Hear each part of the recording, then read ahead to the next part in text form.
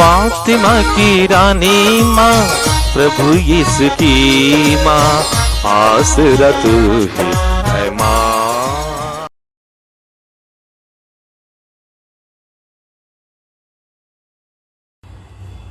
पहला पाठ नबी यिर्मयाह का ग्रंथ, अध्याय 38, पद संख्याएं 4 से 6 और 8 से 10 तक। सामान्तुंग ने राजा से कहा, यिर्मयाह को मार डाला जाए। वह यरूशलेम की हार की भविष्यवाणी करता है और इस प्रकार शहर में रहने वाले सैनिकों और सारी जनता की हिम्मत तोड़ता है। वह प्रजा का हित नहीं बल्कि अहित चाहता है। राजा सिदकिय्याह ने उत्तर दिया, वह आप लोगों के वश में है। राजा आप लोगों के विरुद्ध कुछ नहीं कर सकता। इस पर वे यिर्मयाह को ले गए और उन्होंने उसको रक्षा दल के प्रांगण में स्थित राजकुमार मल्किय्याह के कुएं में डाल दिया। उन्होंने यिर्मयाह को रस्सी से उतार दिया। कुएं में पानी नहीं था, उसमें केवल कीच था और यिर्मयाह कीच में धंस गया। एबेद-मेलेक ने राजमहल से निकलकर राजा से कहा, हे राजा, हे मेरे स्वामी, उन लोगों ने नबी यिर्मयाह के साथ बहुत बुरा व्यवहार किया। उन्होंने उनको कुएं में डाल दिया। वह वहाँ मर जाएंगे। इस पर राजा ने एबेद-मेलेक इथियोपी को यह आदेश दिया, यहाँ के 3 आदमियों को अपने साथ ले जाओ और इससे पहले कि यिर्मयाह मर जाए, उन्हें कुएं में से खींच निकालो। प्रभु की वाणी। ईश्वर को धन्यवाद। भजन अनुवाक्य। हे प्रभु मेरी सहायता कर। हे प्रभु मेरी सहायता कर। मैं कब से प्रभु पर भरोसा रखता आ रहा हूँ। अभी उसने झुककर मेरी पुकार सुनी है। अनुवाक्य। हे प्रभु मेरी सहायता कर। हे प्रभु मेरी सहायता कर। उसने मुझे मृत्यु के गर्त से, दलदल के कीच से निकाल लिया। उसने मेरे पैर चट्टान पर टिकाकर मुझे दृढ़ कदमों से आगे बढ़ने दिया। अनुवाक्य। हे प्रभु मेरी सहायता कर। हे प्रभु मेरी सहायता कर। उसने मुझे एक नया गीत, हमारे ईश्वर का स्तुति गान सिखाया है। बहुत से लोग यह देखकर प्रभु पर श्रद्धा तथा भरोसा रखेंगे। अनुवाक्य। हे प्रभु मेरी सहायता कर। हे प्रभु मेरी सहायता कर। हे प्रभु मैं दरिद्र और निस्सहाय हूँ, मेरी सुधि लेने की कृपा कर। तू ही मेरा सहायक और उद्धारक है। हे मेरे ईश्वर तू विलंब ना कर। अनुवाक्य। हे प्रभु मेरी सहायता कर। हे प्रभु मेरी सहायता कर। दूसरा पाठ इब्रानियों के नाम संत पौलुस का पत्र, अध्याय 12, पद संख्याएं 1 से 4 तक। जब विश्वास के साक्षी इतनी बड़ी संख्या में हमारे चारों ओर विद्यमान हैं, तो हम हर प्रकार की बाधा दूर कर अपने को उलझाने वाले पाप को छोड़कर और यीशु पर अपनी दृष्टि लगाकर धैर्य के साथ उस दौड़ में आगे बढ़ते जाएं जिसमें हमारा नाम लिखा गया है। यीशु हमारे विश्वास के परावर्तक हैं और उसे पूर्णता तक पहुंचाते हैं। भविष्य में प्राप्त होने वाले आनंद के हेतु उन्होंने क्रूस का कष्ट स्वीकार किया और उसके कलंक की कोई परवाह नहीं की। अब वह ईश्वर के सिंहासन के दाहिने विराजमान हैं। कहीं ऐसा ना हो कि आप लोग निरुत्साह होकर हिम्मत हार जाएं, इसलिए आप उनका स्मरण करते रहें जिन्होंने पापियों का इतना अत्याचार सह लिया। अब तक आपको पाप से संघर्ष करने में अपना रक्त नहीं बहाना पड़ा है। प्रभु की वाणी। ईश्वर को धन्यवाद। जय घोष। Hallelujah, hallelujah. हे प्रभु, हमें सद्बुद्धि प्रदान कर जिससे हम तेरे पुत्र की शिक्षा ग्रहण करें। हालेलुया। प्रभु आप लोगों के साथ हो और आपकी आत्मा के साथ। संत लूकस के अनुसार पवित्र सुसमाचार। हे प्रभु तेरी महिमा हो। अध्याय 12 पसंख्याय 49 से 53 तक। यीशु ने अपने शिष्यों से कहा, मैं पृथ्वी पर आग लेकर आया हूँ और मेरी कितनी अभिलाषा है कि यह अभी धधक उठे। मुझे एक बपतिस्मा लेना है और जब तक यह पूरा न हो जाए मैं कितना व्याकुल हूँ। क्या तुम लोग समझते हो कि मैं पृथ्वी पर शांति लेकर आया हूँ? मैं तुमसे कह देता हूँ ऐसा नहीं है। मैं फूट डालने आया हूँ, क्योंकि अब से यदि एक घर में 5 व्यक्ति होंगे तो उनमें फूट होगी। 3 2 के विरुद्ध होंगे और 2 3 के विरुद्ध। पिता अपने पुत्र के विरुद्ध होगा और पुत्र अपने पिता के विरुद्ध। माता अपनी पुत्री के विरुद्ध होगी और पुत्री अपनी माता के विरुद्ध। सास अपनी बहू के विरुद्ध होगी और बहू अपनी सास के विरुद्ध। प्रभु का सुसमाचार। हे क्रिस्त तेरी स्तुति हो। क्रिस्त में प्रिय भाई और बहनों, आज का पहला पाठ नबी यिर्मयाह के ग्रंथ से हैं। अध्याय 38 पसंख्याय 4 से 6 फिर 8 से 10 तक। इसमें हमने सुना, सामंतों ने राजा से कहा यिर्मयाह को मार डाला जाए। वह यरूशलेम की हार की भविष्यवाणी करता है और इस प्रकार शहर में रहने वाले सैनिकों और सारी जनता की हिम्मत तोड़ता है। वह प्रजा का हित नहीं बल्कि अहित चाहता है। हम जानते हैं यिर्मयाह एक ईमानदार नबी था। उसने अपनी इच्छा सब छोड़कर ईश्वर की इच्छा के लिए, ईश्वर की महिमा के लिए भविष्यवाणी की। वह ईमानदार था। ईश्वर की इच्छा के अनुसार उसने भविष्यवाणी की और वह चाहता था कि इस्राएल की भलाई हो। लेकिन उसके विरुद्ध सोचने वालों ने यह सब स्वीकार नहीं किया। वे सब मिलकर यिर्मयाह को मार डालने के लिए प्रयास किया और उन्होंने राजा से इसी तरह कह दिया। राजा सिदकिय्याह ने उत्तर दिया, वह आप लोगों के वश में है। राजा आप लोगों के विरुद्ध कुछ नहीं कर सकता। इस पर वे यिर्मयाह को ले गए और उन्होंने उसको रक्षा दल के प्रांगण में स्थित राजकुमार मल्किया के कुएं में डाल दिया। और उस कुएं में पानी नहीं था, कीच था। कीचड़ में यिर्मयाह धंसने लगा। वो मरा नहीं था। एबेद-मेलेक ने राजमहल से निकलकर राजा से कहा, हे राजा, हे मेरे स्वामी।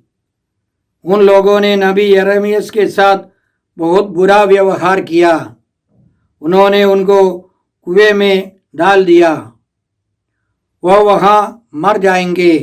इस पर राजा ने एबेद-मेलेक इथियोपियाई को यह आदेश दिया, यहाँ के 3 आदमियों को अपने साथ ले जाओ और इससे पहले कि यिर्मयाह मर जाए उन्हें कुएं में से खींच निकालो। राजा के सेवकों ने यिर्मयाह को उस कुएं से निकाल दिया और वह बच गया। भाई और बहनों, इस घटना से हम क्या सीखते हैं? हमें यह मन में रखना है, कोई भी व्यक्ति ईमानदारी से जीवन बिताता है उसको अन्याय, अत्याचार, तिरस्कार सहना पड़ेगा। प्रभु यीशु को भी इसी तरह बहुत अन्याय, अत्याचार सहना पड़ा। वास्तव में यिर्मयाह प्रभु यीशु का एक चिन्ह है, प्रतीक है। यिर्मयाह को कुएं में डाल दिया, प्रभु यीशु को भी कैद में रखा। उस जमाने के कैद, जेल एक तरह का कुआं था और उसमें कैदियों को उतार दिया जाता था और उसी से बाहर निकलना बहुत मुश्किल था। यिर्मयाह के समान जीवन बिताने वाले प्रभु यीशु को भी बहुत अन्याय, अत्याचार सहना पड़ा। इसलिए यीशु ने हमको आश्वासन दिया है, याद रखो संसार में तुम्हें क्लेश सहना पड़ेगा। धन्य है वे जो धार्मिकता के भूखे और प्यासे हैं, वे तृप्त किए जाएंगे। धन्य है वे जो धार्मिकता के कारण अत्याचार सहते हैं, स्वर्गराज उन्हीं का है।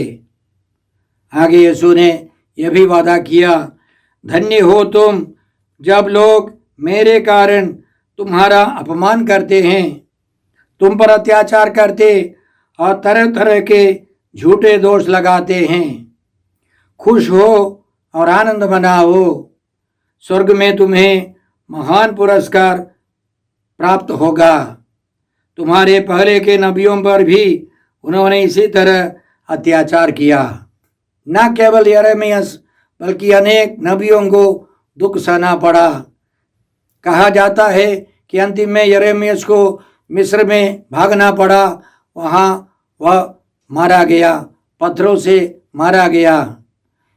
यशायाह नबी को लकड़ी के अंदर घुसा करके आरा से चीर दिया गया। इसी तरह बहुत सारे नबियों को अत्याचार सहना पड़ा। और इसलिए आज के भजन अनुवाक्य में स्तोत्र 40 में राजा दाऊद, नबी दाऊद इसी तरह कहता है, हे प्रभु मेरी सहायता कर। मैं कब से प्रभु पर भरोसा रखता आ रहा हूँ, अभी उसने झुककर मेरी पुकार सुनी है। उसने मुझे मृत्यु के गर्त से, दलदल के कीच से निकाल लिया। उसने मेरे पैर चट्टान पर टिकाकर मुझे दृढ़ कदमों से आगे बढ़ने दिया। उसने मुझे एक नया गीत, हमारे ईश्वर का स्तुतिगान सिखाया है। बहुत से लोग यह देखकर प्रभु पर श्रद्धा तथा भरोसा रखेंगे। मेरी बात सुनने वाले भाई और बहनों, आप अपने जीवन में जो अन्याय अत्याचार सहते हैं उसका प्रतिफल प्रभु यीशु देंगे। प्रभु यीशु ने कहा, जो मेरा अनुसरण करना चाहता है प्रतिदिन आत्मत्याग करे और अपना क्रूस उठाकर मेरे पीछे हो ले। प्रभु यीशु हमको प्रतिदान करेंगे, 100 गुणी आशीष देंगे। इसलिए हम अपने दुखों को, अन्याय अत्याचार को हिम्मत से सह ले, प्रभु की प्रतीक्षा करें। आज के सुसमाचार में प्रभु यीशु हमको समझाते हैं कि वे आग लेके आए हैं। क्या है आग? ईश्वर के वचन के अनुसार आग ईश्वर की उपस्थिति और प्रेम का प्रतीक है। उदाहरण के लिए विधि विवरण ग्रंथ अध्याय 4 पद 24 में हम इस प्रकार पढ़ते हैं, प्रभु तुम्हारा ईश्वर भस्म करने वाली अग्नि है, वह सहनशील ईश्वर है, क्षमा करने वाला ईश्वर है। सहनशीलता क्षमा करने की शक्ति है। यही वचन इब्रानियों के नाम पत्र अध्याय 12 पद संख्या 29 में हम लोग पाएंगे। हमारा ईश्वर भस्म करने वाली अग्नि है। ईश्वर हमको अपनी उपस्थिति से, अपने प्रेम से भर देता है। वह पवित्र है, वह प्रेम है। ईश्वर प्रेम है। सबसे महत्वपूर्ण यह रहस्य संत योहन के सुसमाचार में यीशु हमको समझाते हैं, और फिर संत योहन अपने पत्रों में भी यही हमको समझाते हैं, ईश्वर प्रेम है। प्रभु यीशु ने यह भी बताया, जिस प्रकार पिता ने मुझको प्यार किया है, उसी प्रकार मैंने भी तुम लोगों को प्यार किया है। तुम मेरे प्रेम में दृढ़ बने रहो। प्रेरित चरित्र अध्याय 2 में हम लोग इस प्रकार पाते हैं, सब शिष्य एक स्थान पर इकट्ठे थे, तो अचानक आंधी जैसी आवाज़ आकाश से सुनाई पड़ी और सारा घर जहाँ वे बैठे हुए थे गूंज उठा। उन्हें एक प्रकार की आग दिखाई पड़ी, जो जीभों में विभाजित होकर उनमें हर एक के ऊपर आकर ठहर गई। वे सब पवित्र आत्मा से परिपूर्ण हो गए और पवित्र आत्मा द्वारा प्रदत्त वरदान के अनुसार भिन्न भिन्न भाषाएं बोलने लगे। तो वह आग एक विशेष आग है। मूसा ने जलती हुई झाड़ी को देखा और उस झाड़ी में से ईश्वर ने मूसा को संबोधित किया। ईश्वर की उपस्थिति है, ईश्वर प्रेम है, यह आग के रूप में प्रकट होता है। आज के सुसमाचार में प्रभु यीशु यह भी कहते हैं कि मुझे एक बपतिस्मा लेना है। हम जानते हैं कि पहली बार उन्होंने यरदन नदी में यूहन्ना बपतिस्ता से बपतिस्मा ग्रहण किया था। अब यीशु को एक दूसरा बपतिस्मा लेना है। वह उनके दुख भोग मृत्यु है, क्रूस मरण और मृत्यु है। वे मृत्यु के अंदर दब जाएंगे। जैसे पहले यरदन नदी में उन्होंने पानी में डूब करके बपतिस्मा ग्रहण किया और उसके बाद पानी से बाहर आ गए, उसी तरह प्रभु यीशु दुख सहकर मृत्यु स्वीकार कर कब्र में रहेंगे और वे महिमान्वित होकर बाहर आएंगे। यह उनका दूसरा बपतिस्मा है। संत मार्कुस के सुसमाचार अध्याय 10 पद संख्या 35 से हम लोग पढ़ते हैं कि जबेदी के पुत्र याकूब और यूहन्ना प्रभु यीशु के पास आए। वे दोनों स्वर्ग राज्य में प्रभु यीशु के दाहिने और बाएं बैठना चाहते थे। तो यीशु ने यह सवाल किया, तुम नहीं जानते कि क्या मांग रहे हो? जो प्याला मुझे पीना है, क्या तुम उसे पी सकते हो? और जो बपतिस्मा मुझे लेना है, क्या तुम उसे ले सकते हो? उन्होंने उत्तर दिया, हम यह कर सकते हैं। इस पर यीशु ने कहा, जो प्याला मुझे पीना है उसे तुम पियोगे, और जो बपतिस्मा मुझे लेना है उसे तुम लोगे। लेकिन दाहिने या बाएं बैठा रहना यीशु का कार्य नहीं है। कहने का मतलब प्रभु यीशु को बहुत दुख उठाकर मरकर कब्र में जाना है, दब जाना है। उनके पूरे शरीर में खून और पानी से वह बपतिस्मा होगा। वे लहू लुहान हो जाएंगे। अंतिम में प्रभु यीशु कहते हैं कि कुछ लोग यीशु के पक्ष में होंगे, कुछ लोग यीशु के विपक्ष में होंगे। कुछ लोग यीशु को स्वीकार करेंगे और बाकी लोग यीशु का तिरस्कार करेंगे। एक परिवार में, एक समाज में तरह तरह के लोग होंगे और उनमें मुख्य रूप से दो गुट होंगे, यीशु में विश्वास करने वाले और यीशु में विश्वास नहीं करने वाले। चाहे माता पिता हो, भाई बहन हो या रिश्तेदार हो, दो पार्टी है, दो भाग है।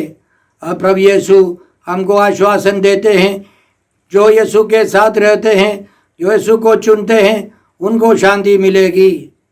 संत यूहन्ना के सुसमाचार अध्याय 14 पद संख्या 27 में प्रभु यीशु हमको इसी तरह समझाते हैं।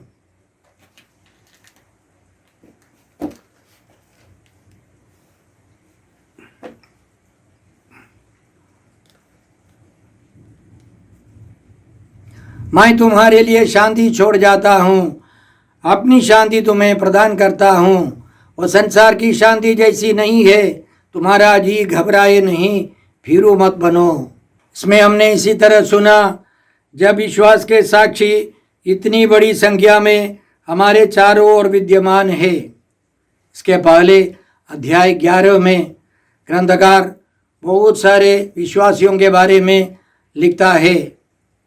नूह से लेकर, अब्राहम से लेकर, मूसा से लेकर और बहुत सारे महान रथियों के बारे में वर्णन है। गिदयोन, यफ्तह, सामसोन और उसी तरह बहुत सारे लोग जो विश्वास कर प्रभु के लिए जीवन बिताकर चले गए हैं। उन्होंने प्रभु पर विश्वास रखा, भरोसा रखा। और ग्रंथकार कहता है, विश्वास के साक्षी इतनी बड़ी संख्या में हमारे चारों ओर विद्यमान है। तो हमारे पूर्वज हमारे चारों ओर विद्यमान है, वे हमसे अलग नहीं है। और हम लोग एक तरह के खेलकूद में भाग लेने वाले हैं, स्टेडियम में बैठने वाले। हम सबों को प्रोत्साहन देते हैं ताली बजाकर। हमारे पूर्वज लोग, विश्वास के बड़े बड़े संत, नबी सब हमको प्रेरित करते हैं। इसलिए हम हर प्रकार की बाधा दूर कर, अपने को उलझाने वाले पाप को छोड़कर और यीशु पर अपनी दृष्टि लगाकर धैर्य के साथ उस दौड़ में आगे बढ़ते जाए जिसमें हमारा नाम लिखा गया है। फिर ग्रंथकार प्रभु यीशु के बारे में हमको समझाते हैं। भविष्य में प्राप्त होने वाले आनंद के हेतु उन्होंने क्रूस का कष्ट स्वीकार किया और उसके कलंक की कोई परवाह नहीं की थी। फिर यीशु के बारे में ग्रंथकार हमको समझाता है, भविष्य में प्राप्त होने वाले आनंद के हेतु उन्होंने क्रूस का कष्ट स्वीकार किया और उसके कलंक की कोई परवाह नहीं की। अब वह ईश्वर के सिंहासन के दाहिने विराजमान हैं। कहीं ऐसा ना हो कि आप लोग निरुत्साह होकर हिम्मत हार जाए। इसलिए आप उनका स्मरण करते रहें जिन्होंने पापियों का इतना अत्याचार सह लिया। प्रभु यीशु ने भविष्य में प्राप्त होने वाले आनंद, महिमा को मन में रखते हुए सारे कष्टों को उठाया। हमको भी प्रभु यीशु महिमान्वित करेंगे। उस महिमा के लिए वर्तमान दुखों को, कष्टों को सहना है।